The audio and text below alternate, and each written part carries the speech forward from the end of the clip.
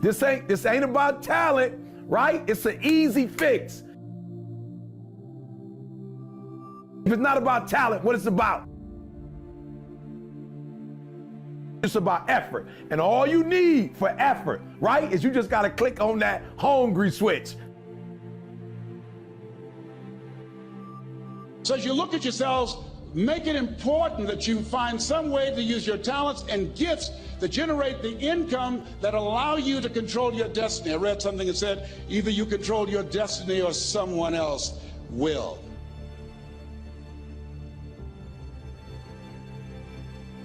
Hungry switch. Once you click that switch on, baby, it's nothing you can't have. It's nothing you can't be, and it's absolutely nothing you cannot do.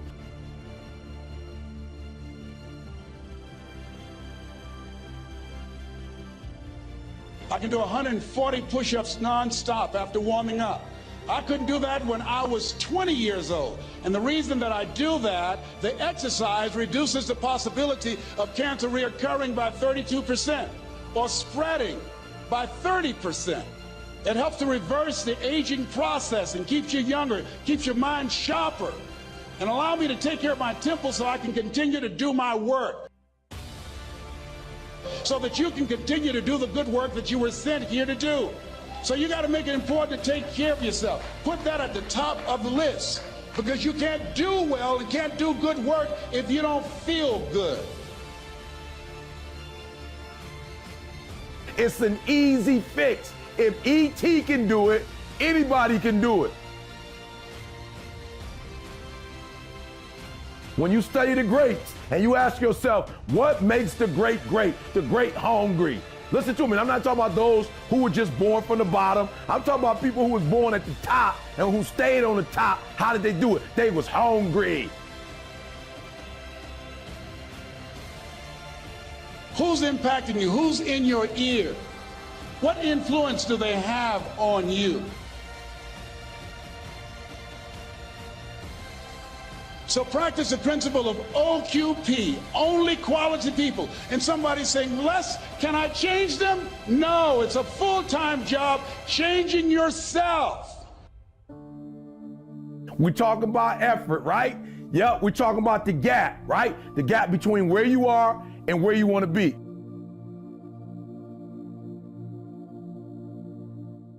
A math exam, he needs to take some time off from work and sit down and study, but you know, when he does that, he sits down and he just can't study and it goes to shit. Another example is with his diet. He says, you know, he sets himself up on a diet, he knows what to do, but every time he goes to do it, he just can't do it.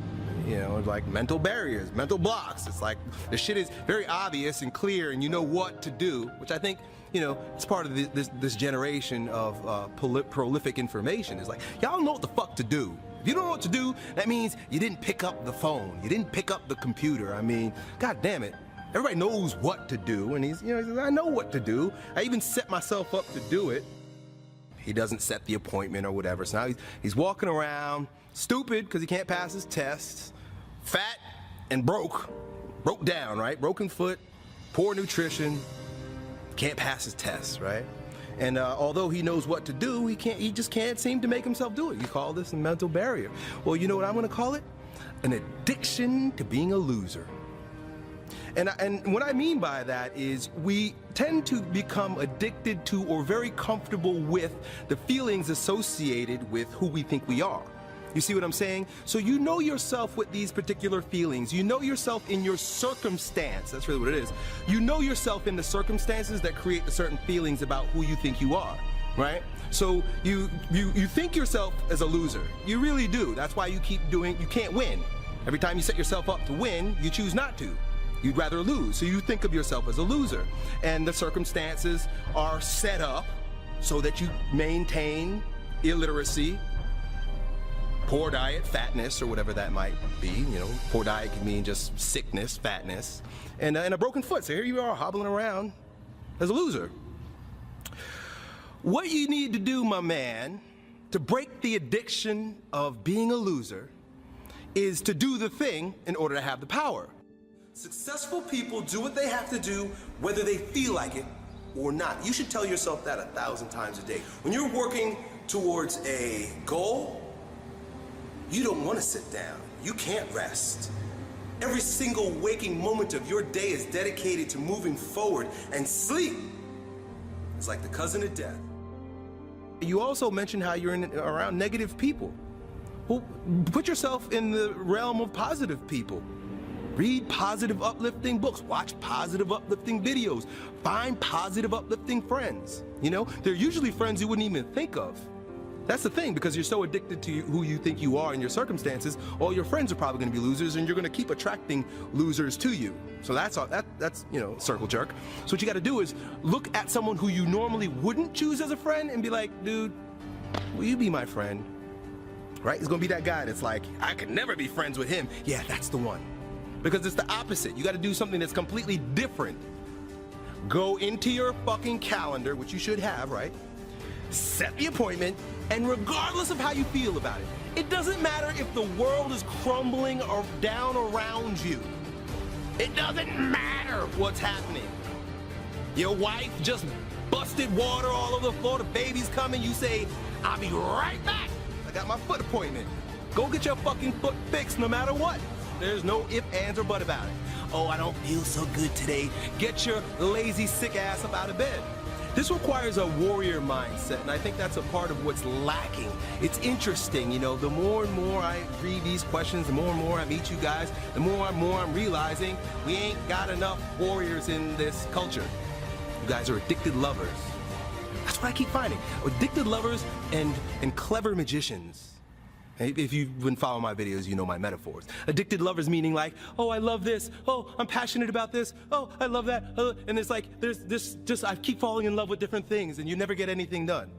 And the clever magician is the cynic who holds everything at a distance. Well, I know all about that. Where are the warriors that say, I'm gonna make a decision and I'm keeping it? Devotion, discipline. Where's that? Devote yourself to something bigger.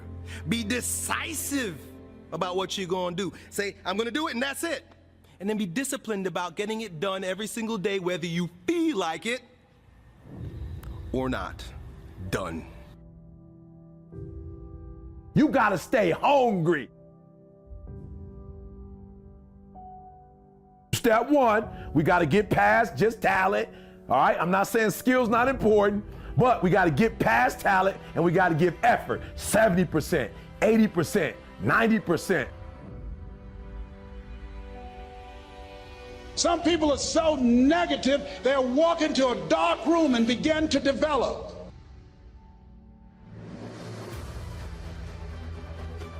The greats have a mentality that others don't have. My family members and friends call me crazy for going to seminars, spending money on books and tapes and going to seminars. When are you going to stop going? I said, when I die.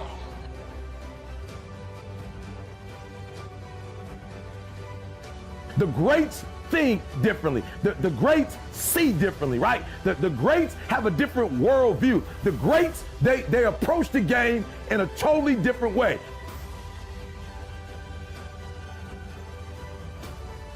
When does a man or woman die? When their dreams die. When do we die? When we stop developing ourselves, expanding our minds, challenging ourselves, raising the bar on ourselves.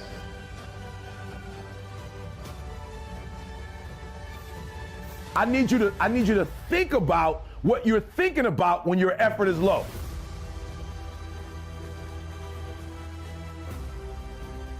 The best thinking that I had at that point in my life, it produced this life that I have.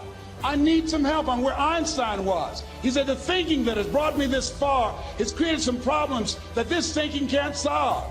I applaud you for investing in yourself, for coming here, flying thousands of miles, investing money in yourself. I can tell you, based upon my own experience, you have something special. You have greatness within you. What you're doing is different. You represent only 2% of the planet.